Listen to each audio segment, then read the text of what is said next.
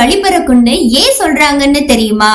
மகாபாரதத்துல பீஷ்மர் தன்னுடைய தந்தை கிட்ட இச்சா மிருத்யு அப்படிங்கிற ஒரு வரத்தை வாங்கி இருக்கிறாரு.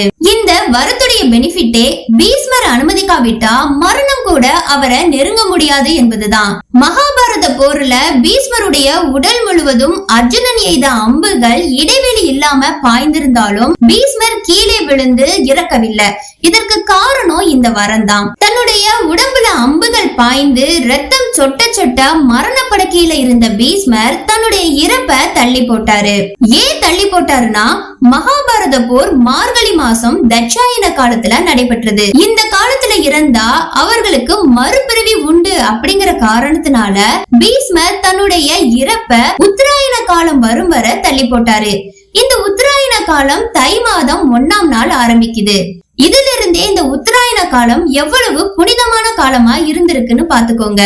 தை மாதத்துல பிறக்கக்கூடிய உத்தராயண காலத்தின் காரணமா தான் நம்மளுடைய முன்னோர்கள் தை பிறந்தா வழி பிறக்கும் அப்படிங்கறத நமக்கு எடுத்து கூறியிருக்கிறாங்க.